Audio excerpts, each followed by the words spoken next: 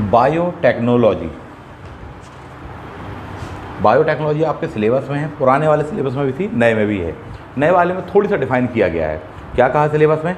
Biotechnology की परिभाषा, comma, स्वास्थ्य और चिकित्सा, कृषि, पशुपालन, उद्योग, पर्यावरण जैसे क्षेत्रों में इसके उपयोग करके लिखा हुआ है। चलिए, तो बिना देर करे अपन आ जाते हैं बायोटेक्नोलॉजी। सबसे पहली बात कि ये बायोटेक्नोलॉजी है क्या, इसका इंट्रो। हो सकता है कि बायोटेक्नोलॉजी अगले ही आपको 3 मार्क्स क्वेश्चन आ जाए, बिल्कुल हो सकता है। हो सकता है 50 वर्ड्स में आ जाए, हो सकता है कि लॉन्ग आंसर भी आ जाए 200 वर्ड्स में। 3 मार्क्स में आएगा तो कैसा आएगा? सिर्फ बायोटेक्नोलॉजी। बायोटेक्नोलॉजी से रिलेवेंट कोई करंट अफेयर की घटना कि बोले साहब, या उससे जुड़ी हुई कोई ऐसी घटना, बोले भारत का पहला क्लोन्स वगैरह कोई ऐसा बता दीजिए, बायोटेक्नोलॉजी का संस्थान वगैरह पूछ दिया जाए, ऐसा हो सकता है। 50 वर्ड्स में आपसे पूछा जा सकता है बायोटेक्नोलॉजी के बारे में बताइए तथा इसके प्रमुख उपयोगों के बारे में समझाइए, तो ऐसा 50 वर्ड्स में हो सकता है। सेम इसी को थोड़ी सा लंबा करके क्वेश्चन 200 वर्ड्स में क्वेश्चन पूछा जा सकता है। तो चलिए बिना देर करे अपन इस चीज़ को देखते हैं। बायोटेक्नोलॉजी का मतलब क्या है? बायो मतलब होता है जीवन, टेक यानी होता है प्रौद्योगिकी। आपको नोट्स में जो परिभाषा दी हुई है पेज नंबर 269, उसको आप देखेंगे, वहाँ पर साफ साफ लिखा हुआ है। इससे बता रहा हूँ मैं आपको एज इट इज़, आप मिला सकते हैं। बायोटेक्नोलॉजी बेस्ट परिभाषा लिखी हुई, इतना ही लिखना। बेस्ट का मतलब ये नहीं है कि दुनिया की सबसे अच्छी परिभाषा है, बेस्ट का मतलब ये है कि आपके लिए अच्छी है, कि इस परिभाषा को आप याद भी रख सकते हो और एग्जामिनेशन हॉल में लिख भी सकते हैं। भले ही दुनिया की सर्वश्रेष्ठ परिभाषा हो, परंतु आप उसको याद नहीं रख सकते, लिख नहीं सकते, आपके कोई काम की नहीं है। बायोटेक्नोलॉजी यानी जैव प्रौद्योगिकी वह तकनीक है जिसमें जीवधारियों या जीवों से प्राप्त होने वाले पदार्थों का उपयोग करके उत्पादों का निर्माण या उनमें सुधार आदि का अध्ययन किया जाता है। 4 कीवर्ड हैं इसके, उसको मार्क कर लीजिए। पहला कहा वह तकनीक है, इसके आगे से मेन कंटेंट शुरू होता है, जिसमें जीवधारियों या जीवधारियों से प्राप्त होने वाले कोई पदार्थ, ठीक, या कोई पदार्थों का उपयोग करके उत्पादों का निर्माण किया जाता है या सुधार किया जाता है। तो उत्पादों का निर्माण या उनमें सुधार, ये उसके 2 वर्ड्स आपके निकल कर आ रहे हैं। उत्पादों का निर्माण किया जाता है या उनमें सुधार किया जाता है। इन बातों का अध्ययन जिस क्षेत्र के अंतर्गत किया जाता है उसे क्या कहते हैं? बायोटेक्नोलॉजी। तो 4 कीवर्ड्स आपने देखे साहब जी। अब आपको लिखना है वहाँ पर, तो कीवर्ड्स को पहले निकाल कर उस पर कमांड बनाने का प्रयास कर लीजिए आप अपने घर पर ही। पहला कीवर्ड जीवधारी, दूसरा कीवर्ड जीवधारियों से प्राप्त होने वाले उत्पाद। तो वह विज्ञान की वह शाखा है जिसमें किन बातों का अध्ययन किया जाता है? जीवधारी या जीवधारियों से प्राप्त होने वाले उत्पादों का अध्ययन और उनमें सुधार या उनका विकास किया जाता है। सिर्फ यही लिखना चाहिए आपको, इतना आप याद रख सकते हैं, इजी गोइंग याद रख सकते हैं। इवन इतने में भी याद रख सकते हैं कि लास्ट मोमेंट पे कि इतना टाइम नहीं मिला कि आप रिवीजन कर पाएँ अथवा ना कर पाएँ, तब भी अपन इस चीज़ को आराम से समझ लें। अगर एक बार यहाँ ये क्या चीज़ बोल रहे हैं तो अपन इसका उत्तर लिख सकते हैं। तो सीधी बात तो यह कि बायोटेक्नोलॉजी का मतलब यह है कि वह तकनीक जिसमें जीवधारियों से प्राप्त होने वाले उत्पादों का अध्ययन तथा उसमें सुधार संबंधी जो कार्य किया जाता है उसे बायोटेक्नोलॉजी करके कहा जाता है। एक लाइन पर आपका आराम से आ जाएगा और शॉर्ट भी अपन इसको कर सकते हैं। इसके क्षेत्र बहुत ही व्यापक है, यानी इसके अंतर्गत अनेक क्षेत्र आते हैं। कौन से? जो सिलेबस में दिया आप तो वही लिख देना। पहला कृषि, दूसरा क्या होगा? पशुपालन, तीसरा क्या होता है? उद्योग, चौथा क्या होने वाला है? पर्यावरण, पांचवा क्या होगा? स्वास्थ्य, चिकित्सा आदि। ऐसा करके अपन लिख सकते हैं वहाँ पर। चलिए, बायोटेक्नोलॉजी की बहुत सारी परिभाषाएं आपको लाइन से दी हुई हैं। डिपेंड करता है कि अपन कितना उसको याद रख सकते हैं, रिकॉल रख सकते हैं। समय का अभाव है थोड़ी सा, उस बात को ध्यान रखिएगा। एक से एक ट्रेडिशनल परिभाषाएं वहाँ पर दी हुई हैं। किसी विशेष उत्पादों या पदार्थों को बनाने या विकसित करने के लिए जीवित प्रणालियों और जीवित जीवों का उपयोग किया जाता है, जिसे बायोटेक्नोलॉजी कहते हैं। बायोटेक्नोलॉजी को bio engineering, biomedical engineering, molecular engineering इत्यादि के नाम के साथ में या इत्यादि के साथ में जोड़कर भी देखा जाता है। ऐसा करके लिखा हुआ है आपको वहाँ पर। सीधा आ जाओ बायोटेक्नोलॉजी के उपयोग। सबसे पहला तैयार करने का प्रयास करना बिल्कुल शॉर्ट में। ये वाला टॉपिक आपको पढ़ने को मिलेगा 10-10, 20-20 पेज में। इतना आपके पास में स्पेस टाइम नहीं है, आपके पास में समय है कम। अब आपको कम समय में ज़्यादा तैयार करना है साहब। तो थोड़ी सा पहली बार मैं शॉर्ट में तैयार करना, उसकी ड्राफ्टिंग करने का प्रयास करिए। चलिए देखते हैं बायोटेक्नोलॉजी का उपयोग। जो सिलेबस में है उन्हीं सेक्शन को तैयार करिए। सिलेबस में आपके 5 चीज़ें आई हैं, कौन कौन सी? पहला कृषि, दूसरा क्या आया है? पशुपालन, तीसरा क्या आया है? उद्योग आया है, चौथा पर्यावरण आया है, पाँचवा स्वास्थ्य वाला चिकित्सा वाला क्षेत्र आया हुआ है। इन चीज़ों को अपन देखेंगे, बाकी बाद में कभी भविष्य में समय मिलेगा बहुत डिटेल में अपन इसको पढ़ने का प्रयास करेंगे। तो सबसे पहले आ जाते हैं अपन पर्यावरण से ही शुरुआत कर देते हैं, या पशुपालन इत्यादि कहीं से भी शुरुआत कर सकते हैं, या चाहे तो कृषि से भी कर सकते हो। सबसे पहला अपन बताने वाले हैं, अगर बिगिनिंग से हमको बात करनी है तो बेसिक प्राइमरी जो सेक्टर होता है वहाँ से कृषि। कृषि क्षेत्र में बायोटेक्नोलॉजी का उपयोग करके रोग प्रतिरोधक किस्में, फसलें, उन पर अनुसंधान तथा उनका विकास किया जा रहा है। इसके लिए बायोटेक्नोलॉजी का उपयोग किया जाता है।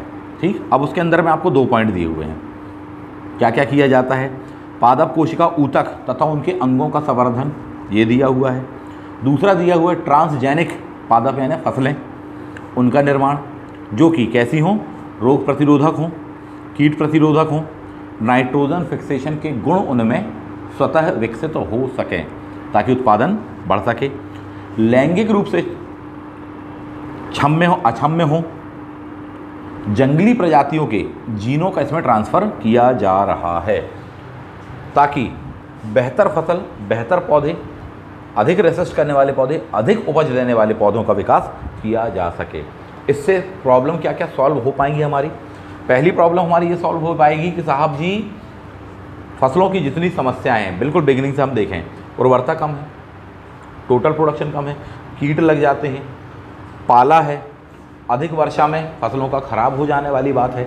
तो जब हम ऐसे जंगली जीनों से या ऐसे जीनों को उनमें शिफ्ट कर देंगे जो कि इन सब मामलों में प्रतिरोधी हों, तो हमारी जो अगली फसलें होंगी, गेहूं की हों, चावल की हों, मक्के इत्यादि वगैरह की हों, वो भी इन गुणों से सक्षम होगी तथा उनमें क्षति की संभावना न्यून हो जाएगी, कम हो जाएगी। हमेशा के लिए समाप्त तो हो जाएगी ये नहीं कह सकते, न्यून हो जाएगी, कम हो जाएगी। ये किस विज्ञान के माध्यम से हम कर पाए? दैट इज़ बायोटेक्नोलॉजी साहब। अब उसके अंदर का मैकेनिज्म बताने मत बैठ जाना कि कैसे क्या करते हैं। जितना आपके लिए बताना आसान हो सिर्फ वही बताना। फॉर एग्जांपल बीटी कॉटन वाला एग्जांपल, ट्रांसजेनिक क्रॉप्स वाला एग्जांपल। ये क्या होता है ट्रांसजेनिक क्रॉप्स? इसका मतलब यह होता है साहब कि एक प्रजाति से किसी जीन को लेते हुए दूसरी प्रजाति में डाल देना, बस इतनी सी बात है। फॉर एग्जांपल कि हमारे यहाँ पर गेहूँ अधिक ठंड पड़ जाए, पाला इत्यादि वगैरह की स्थिति तो ख़राब हो जाता है साहब जी, दाना मर जाता है, बहुत सारे शब्द हम जानते हैं। बहुत सारे ऐसे पौधे होते हैं जो कि कहीं साइबेरिया या भारत के हिमालय इत्यादि क्षेत्रों में हैं, जो कि बर्फ़ में भी ख़राब नहीं होते, वो उगते हैं साहब। क्यों ना उनका वह जीन जिसके कारण वह बर्फ़ में ख़राब नहीं होते हैं, उनको उठा करके किस में डाल दिया जाए? हमारे इस खाद्यान्न फसल में या इन फसलों में डाल दिया जाए, उनमें भी वह रेसिस्टेंस क्षमता आ सकेगी। ऐसी ही क्रॉप्स क्या कहलाती हैं? ट्रांसजेनिक क्रॉप्स कहलाती हैं। ऐसा हम क्यों करते हैं? ताकि उत्पादकता बढ़े, उर्वरता बढ़े, उत्पादन बढ़े, कीट प्रतिरोधी हों, रोग प्रतिरोधी हों, विभिन्न प्रकार की आपदाओं से अधिक प्रतिरोधी हो सके साहब जी, ताकि इसका लाभ मानव जाति को मिल सके। इतनी बात लिखिएगा, आगे बढ़ जाइएगा। जितने शब्द मैंने कहे, इन शब्दों को आप डिफाइन कर सकते हो, निबंध लिखा जा सकता है इन शब्दों पर। सच बात तो ये है। ठीक, इसको लिखिएगा। आगे हो गया आपका एग्रीकल्चर वाला सेक्शन सफिशिएंट। तो 3 पॉइंट, 3 से 4 उसकी हेडिंग दी हुई है, वैसे में बनाइएगा। आगे बढ़ जाइए। पशुपालन। पशुपालन, इसमें क्या करते हैं? टेक्नोलॉजिकल एस्पेक्ट इसका क्या कहलाता है? इसमें पशुओं की प्रजातियों में सुधार किया जाता है। क्या सुधार किया जाता है साहब और कैसे किया जाता है? सुधार की जो तकनीक कहलाती हैं वो सुपर ओवल्यूशन कहलाती हैं, भ्रूण प्रतिरोपण कहलाती हैं, क्लोनिंग तकनीक कहलाती हैं। ये सब किसके अंतर्गत? ये बायोटेक्नोलॉजी के अंतर्गत आता है, क्योंकि बायो यानी जीवों का ही आप अध्ययन, अध्यापन, विकास इत्यादि कर रहे हैं, सुधार कर रहे हैं। इसमें प्रायः चूहे, सुअर, बकरी, मुर्गी, भैंस इत्यादि में ट्रांसजेनिक तकनीकों का उपयोग किया जाता है। किस चीज़ का? ट्रांसजेनिक तकनीकों का उपयोग किया जाता है। इसे ही पुनर्योजी तकनीक आदि नामों से भी अपन जानते हैं। इसके लाभ क्या हैं? आप तो इस पर आ जाना। इसका बहुत ज़्यादा ऑस्पेक्ट मत बताइएगा टेक्निकल की। क्या करते हैं कि एक अच्छी प्रजाति की ब्रीड का, चाहे भैंस हो चाहे कोई भी हो, उसका जीन निकाल करके अपन भारत की सामान्य जो प्रजाति है उसमें उसके जीन को ट्रांसफ़र करते हैं, ताकि उसमें भी वह क्षमताएं आ सकें जिसका लाभ मनुष्यों को मिल सके। कौन कौन से लाभ मिल सके? अधिक दूध देने वाली हो, ठीक, पोषण युक्त तो दूध देने वाली हो साहब, इसके लिए मांस के लिए हम यूज़ करते हैं, फिशरीज़ वगैरह में यूज़ कर रहे हैं, ये हम बता सकते हैं। भारत में जो इसका विकास किया गया है उसमें सबसे खास कहलाता है भैंस, क्लोन भैंस साहब जी, ठीक, जिसका नाम था, सबसे पहला क्लोन हमने बनाया था, वर्ल्ड का पहला क्लोन कहलाता है, जिसको हमने नाम दिया था दैट वाज समरूप करके हमने उसको कहा था। बाद में उसकी डेथ हो जाती, फिर एक और बनाते हैं, तो गरिमा महिमा ये करके अपन ने देखा। बाद में क्लोन कटड़ी का भी हमने विकास किया हुआ है, ये चीज़ बता सकते हैं आप। NDRI इनके तत्वाधान में पढ़ा होगा आपने प्रीलिम्स में, तो एक एक चीज़ पर बहुत चर्चा नहीं कर रहे हैं डिटेल में। इससे फ़ायदा क्या हुआ हमको? इससे लाभ ये हुआ कि भारत में दुग्ध उत्पादन में तीव्र वृद्धि हुई है। बढ़ती आबादी के साथ में हम दुग्ध उत्पादन की अपनी क्षमता को बढ़ा पाए हैं तथा देश में उपलब्धता को बढ़ाना संभव हो सका है। यही वजह है कि भारत वर्ल्ड में आज सर्वाधिक दूध प्रोड्यूस करने वाला देश बन गया है साहब, ये चीज़ बता सकते हैं। सेम यही काम वूलन चाहिए हमको तो भेड़ों के लिए किया जा सकता है, ठीक, अन्य पशुओं पे किया जा सकता है, बकरियों पे किया जा सकता है, ये चीज़ अपन देखते हैं। तो ये हो गया पशुपालन वाला। अगले एस्पेक्ट पर आप आ जाइए, पर्यावरण पर। पर्यावरण में किन किन क्षेत्रों में इसका उपयोग किया जा सकता है? पहला, प्रदूषण नियंत्रण। दूसरा, प्राकृतिक ऊर्जा स्रोतों यानी संसाधनों को बढ़ाने में। तीसरा, सॉइल इरोजन, मृदा अपरदन को रोकने में। चौथा, बायोडाइवर्सिटी के संरक्षण में ये किया जा सकता है। तो ये 4 सेक्टर बताने कि पर्यावरण में कौन कौन से आप बता रहे हो। पहला प्रदूषण बताया, दूसरा बताया प्राकृतिक संसाधन, ऊर्जा के स्रोत, उनकी कमी है उनको दूर करने में कर सकते हैं। तीसरा, सॉइल इरोजन वाला पॉइंट बताया, जबकि चौथा आपने बताया वहाँ पर बायोडाइवर्सिटी का संरक्षण। ये पॉइंट को बस, बिंदुओं को बस ध्यान रखो। अब इसके अंदर में अपन समझा देंगे चीज़ों को। जैसे प्रदूषण नियंत्रण में आज दुनिया भर में प्रदूषण की समस्या है, सबसे बड़ा प्रॉब्लम क्रिएट कर रहा है आपका ऑयल, दूसरी क्रिएट कर रहा है प्लास्टिक बहुत बड़ी मात्रा में, और भी बहुत सारे कारक हैं, गैसेज इत्यादि वगैरह भी हैं। ये सबसे ज़्यादा हाईलाइटेड है, नज़र आते हैं सामने। प्लास्टिक के बारे में कहा जाता है 100 साल एज है उसकी, सारी बातें हैं। तो हम ऐसे बैक्टीरिया वगैरह का, ऐसे जीवों का विकास कर रहे हैं जो कि इनको खाकर जिए, इनको स्क्रैप में कन्वर्ट कर सकें, इन्हें सरल तत्वों में वह तोड़ सकें, जैसा कि बाकी जगह पर होता है, प्राकृतिक पदार्थों में होता है। तो इसके लिए हम कर रहे हैं। इसे ही कहा जाता है, बायोटेक्नोलॉजी की शाखा कहलाता है इंडस्ट्रियल माइक्रोबायोलॉजी। अपन देखेंगे तो इसमें क्या किया जाने वाला है, ऐसे जीवों का विकास किया जाएगा जो कि ऑयल को खा लें। तो ऑयल स्पिल्स वगैरह मान लीजिए समुद्र में हुआ है तो उनको खाएंगे, ऐसे बैक्टीरिया होंगे। ऑयल जैपर, इसमें बहुत महत्वपूर्ण काम हुआ, भारतीयों ने ही किया है, ये चीज़ हम बताएंगे। दूसरा पॉइंट बता देने वाले प्लास्टिक, ऐसे बैक्टीरिया वगैरह का भी, ऐसे जीवों का भी विकास किया जा रहा है छोटे छोटे माइक्रोबायोलॉजी के अंतर्गत, जो कि प्लास्टिक को खाकर ही समाप्त कर देंगे। ये जो प्रदूषण की समस्या है, उसके स्टोरेज की समस्या हो रही है, वो समाप्त हो पाएगी और प्राकृतिक रूप से यह कार्य हो पाएगा। तो उनको विकसित करने का प्रयास किया जा रहा है बायोटेक्नोलॉजी के माध्यम से, तो ये बताएंगे। नेक्स्ट वाला जाइए, मेडिसिन में बता देते हैं। अब अगला, मेडिसिन में इंसुलिन, इंटरफेरॉन, इनका संश्लेषण भी बैक्टीरिया के द्वारा किया जाना संभव हो गया है। कई जगह पर सफल परीक्षण हुए हैं, ताकि किसी व्यक्ति में इसकी कमी है तो कृत्रिम रूप से हम जो मेडिसिन लेते हैं उसको ना लेना पड़े। हमारी बॉडी तक के अंदर तक अनेक बैक्टीरिया होते हैं साहब, इसका प्रयोग भी किया जा सकता है। उसमें दिया है डिटेल, 1988 वाली बात दी हुई है आपको। बैक्टीरियल जीन युक्त लिम्फोसाइट को प्रवेश कराया गया था करके लिखा है। वर्ड थोड़ी सा टफ है, अगर याद रख सको तो देख लीजिएगा। ये चीज़ हम देखें, लिम्फोसाइट का प्रयोग किया गया था, बैक्टीरियल लिम्फोसाइट्स का, और कैंसर के रोग में, उसके इलाज में हमको सफलता मिली थी साहब, काफ़ी सुधार हुआ था। तो ये मामला है। एक और दिया हुआ आपको, जो बहुत ही क्रिटिकल डिसीज़ होती हैं, बहुत ही हानिकारक गंभीर रोग होते हैं, उनमें वहाँ पर जीन थेरेपी संभव है। इसके द्वारा DNA फिंगरप्रिंट तो इसका बेस्ट है साहब जी, सबसे टॉप मॉड्यूल कहलाता है। DNA फिंगरप्रिंटिंग, बहुत सारे मामलों में हम इसका उपयोग कर सकते हैं।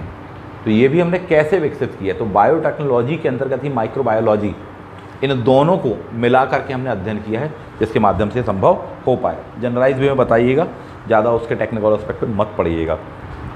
और भी दिया आपको कि सूक्ष्म जीवों का निर्माण किया जा रहा है, उन पर अनुसंधान किया जा रहा है, उनका विकास किया जा रहा है, ताकि इनका उपयोग कहाँ कहाँ किया जा सके, बायो पेस्टिसाइड्स में किया जा सके, बायो फर्टिलाइज़र में किया जा सके, बायो सेंसर के रूप में किया जा सके, इनका उपयोग संभव हो सके। इसके साथ साथ आपको एक और वर्ड आएगा, बायो मॉनिटरिंग करके दिया होगा। इंडस्ट्रियल सेक्टर्स में क्योंकि बहुत ज़्यादा मात्रा में प्रदूषण फैलाता है, तो इसके लिए भी बायो मॉनिटरिंग के लिए भी इसका उपयोग किया जाना संभव हो पाया है। अनेक देशों में इस पर कार्य चल रहा है। चलिए आगे बढ़ जाते हैं। और भी कुछ आपको दिया है बायोटेक्नोलॉजी के क्षेत्र, जेनेटिक इंजीनियरिंग, इसको बता सकते हैं, विभिन्न प्रकार के रसायन, एंजाइम, वैक्सीन, हार्मोन, इन सब का विकास करना। अगला बायोमास का उपयोग, बायोमास इसका निर्माण, अधिक मात्रा में निर्माण, ताकि प्राकृतिक संसाधनों, फ्यूल इत्यादि वगैरह के लिए हम यूज़ कर सकें। पादप एवं प्राणी कोशिका संवर्धन दिया है, नाइट्रोजन फिक्सेशन दिया है, बायो एनर्जी लिखा है, एंजाइम दिया है, फर्मेंटेशन के लिए दिया है। एक और वर्ड लिखा हो वहाँ पर, प्रक्रिया अभियांत्रिकी, दैट इज प्रोसेस इंजीनियरिंग, ताकि जल का पुनर्चक्रण करना हो, हमको अपशिष्ट का उपचार करना हो, हार्वेस्टिंग करनी हो, उन सभी क्षेत्रों में किया है। तो ये बहुत सारे ऐसे सेक्टर हैं जिनमें बायोटेक्नोलॉजी का उपयोग किया जा सकता है साहब। चलिए द नेक्स्ट बना जाते हैं। तो अपना जो बेसिक था वो क्या था, जो सिलेबस में है, सबसे पहला कृषि, दूसरा पशुपालन, तीसरा आपका पर्यावरण, चौथा इंडस्ट्रियल सेक्टर, पांचवा स्वास्थ्य। सभी के 2-2, 3-3 उदाहरण, 4-4 उदाहरण यदि आ गए हैं तो सफिशेंट है आपका उत्तर। जब आप इसको लिखोगे तो इसकी ड्राफ्टिंग भी एक नज़र मार लो।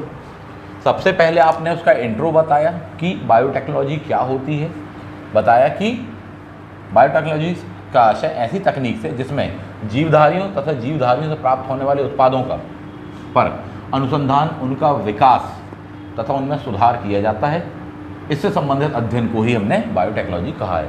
इसका उपयोग विविध क्षेत्रों में हो रहा है, जैसे कृषि, पशुपालन, dash dash dash dash dash. कृषि के अंतर्गत आपने क्या क्या बताया, उन पॉइंट्स को मार्क करें। पशुपालन के अंतर्गत आपने क्या बताया, उन पॉइंट्स को मार्क करेंगे। नेक्स्ट वन, पर्यावरण के लिए आपने बताया, 50 बातें बता सकते हो आप, निबंध लिख सकते हो 10 पेज का। इतना स्पेस नहीं है 200 वर्ड्स में सबको समाहित करना है साहब। बेसिक बातों को बताइए, मूलभूत बातों बताइए, उसके बाद में भी आपका दिमाग वहाँ चल जाता है, याद आ गया, रिवीजन करने का अच्छा मौका मिल गया था, और थोड़ी सा स्पेसिफाइड कर दिएगा ताकि एवरेज से ऊपर तो आप लिखे उत्तर। इसके भी बाद में आपने किस बारे में बताया, इंडस्ट्रीज, उद्योग में, उसको बताया।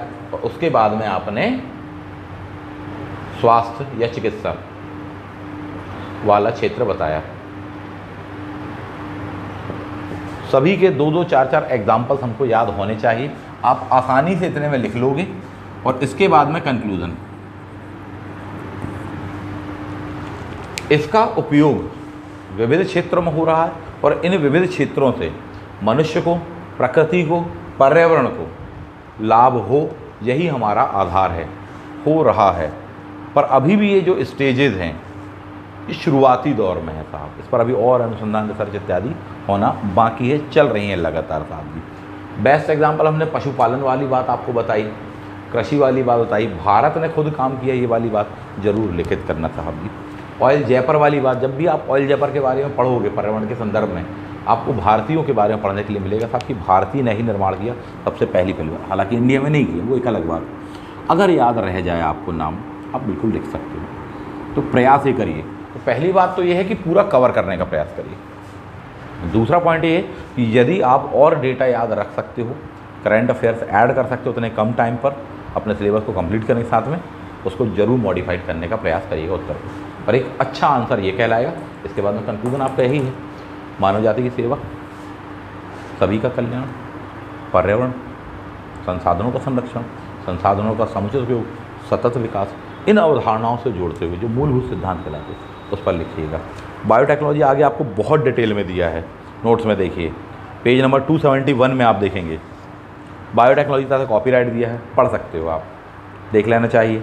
नेक्स्ट वन नीचे दिया है आपको, कृषि में बायोटेक्नोलॉजी का उपयोग, लाइन से दिया है, कृषि रसायन पर, कार्बनिक कृषि पर, आनुवांशिक कृषि निर्मित फसलों पर, ट्रांसजेनिक क्रॉप्स पर, बहुत डिटेल में दिया है, आपको पढ़ सकते हैं। उसके बाद में चिकित्सा में दिया हुआ है, इंसुलिन वाला पूरा का पूरा पैराग्राफ दिया है, जीन थेरेपी दिया है, मॉलिक्यूलर डायग्नोसिस करके लिखा है, ट्रांसजेनिक एनिमल्स लिखा है, परजीवी जंतु के बारे में, सामान्य शरीर क्रिया विज्ञान और उसके विकास में लिखा है, रोगों के अध्ययन में, जैविक उत्पाद में, टीका सुरक्षा में, रासायनिक सुरक्षा परीक्षण में, पढ़ सकते हो आप इस चीज़ को, है ना। इसको देख लीजिएगा ये, और उसके बाद में आपको कंक्लूजन दिया हुआ है जिसको अध्ययन करना है, बट ये आपका आधार बनना चाहिए। इसके अलावा जितना आप रिवीजन कर सकते हैं, जितना आप डेटा याद रख सकते हैं उसको करिए, इनकी प्रैक्टिस करने का प्रयास करिए। न पढ़ने के लिए आपके पास भरपूर डेटा है साथ में, ठीक, पर्याप्त दिया हुआ, इसके अलावा कुछ भी पढ़ने की ज़रूरत नहीं पड़ेगी आपको, ये बिल्कुल तय बात है, गारंटेड है। जितना आपको नोट्स में दिया है आप इतना ही पढ़ लो और मेंस लिखाओगे, और आपका ईश्वर ने चाहा निश्चित रूप से आपका कॉल लेटर आ जाएगा। टॉपिक समझ में आया सभी को? कोई डाउट हो, कोई क्वेश्चन हो तो पूछ सकते हो आपको।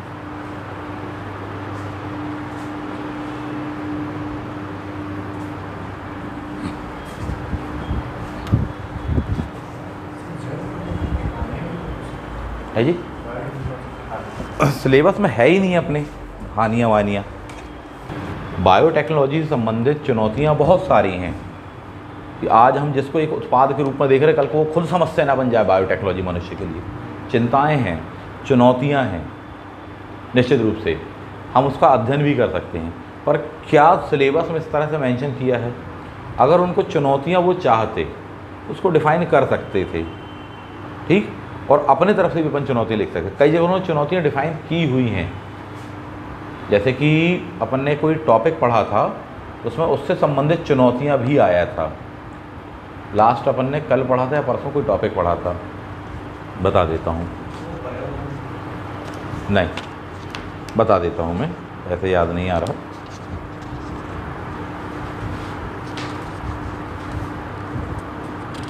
स्वदेशी प्रौद्योगिकी की सीमाएं, ये था वो टॉपिक। तो अगर उनको चाहिए होता तो वो यही बोल देते। दूसरा पॉइंट मैं बार बार आपसे कह रहा हूँ कि बहुत कुछ पढ़ा जा सकता है बायोटेक्नोलॉजी पे, चुनौतियाँ उसकी क्या हैं, सीमाएं क्या हैं, समस्याएं क्या हैं उससे संबंधित, नए नए परिवेश में क्या दिक्कत जा रही है, कॉपीराइट वाला मामला क्या है आपका, ट्रिप्स और ट्रिम्स में कहाँ रिलेवेंट हो रहा है, भारत में क्यों नहीं रिसर्च हो पा रही है। ऐसे बहुत सारी तमाम चुनौतियाँ हम देखेंगे। भविष्य में साहब जी कोई संकट ना खड़ा हो जाए, कोई आपदा ना आ जाए, बोले अभी ये जो कोरोना वायरस चल रहा है ये भी कहीं बायोटेक्नोलॉजी के कारण ही तो नहीं हुआ है। बहुत सारी ऐसी संभावना, चुनौती इत्यादि वगैरह जुड़ी हुई हैं, उसका कोई दो मत नहीं है, और हर विषय से जुड़ी हैं। लेकिन पहली बात तो आपको सिलेबस में नहीं है, इसलिए अपन उसको नहीं पढ़ रहे हैं, सबसे पहला पॉइंट। दूसरा पॉइंट ये है कि अपने पास समय हो तो अपन भरपूर पढ़ लें। 24 अप्रैल आपका टारगेट है। तीसरी सबसे महत्वपूर्ण बात, एमपीपीएससी की आदत होती है वो कभी भी सिलेबस की हेडिंग से ही क्वेश्चंस बनाते हैं। सिलेबस की हेडिंग में चुनौतियाँ हैं तो चुनौती में आएगा आपके सिलेबस में। फॉर एग्जांपल जैसे कहा कि स्वदेशी प्रौद्योगिकी की सीमाएँ, सीमाएँ मतलब चुनौतियाँ हैं, तो उस पर चुनौतियाँ आएगा फर्स्ट एट साइड, मुझे ऐसा लगता है। जबकि इस वाले में आपसे कहा उपयोग, तो इसमें उपयोग आएगा, क्योंकि इसकी हेडिंग से जब वो बनाएंगे तो अभी तक ऐसा होता रहा, भविष्य में हो सकता है इससे बिल्कुल उलट ही हो जाए, ऐसा भी संभव है। लेकिन हो सकता है कि जैसा अभी तक रहा है आयोग का स्वरूप, क्वेश्चन पैटर्न का, मेंस वगैरह का, तो अपने वो तरीके से 80% तो पुराने मॉड्यूल पर ही चला है। मेंस में कम से कम कह सकते हो 20% डिफ़र कुछ भी आ सकता है, वो कुछ भी अपन तैयार करेंगे। और कुछ भी तैयार करने के पहले मेरा मानना है कि सिलेबस पहले तैयार करके बैठ जाइए। अब ऐसा मेरा सोचना है।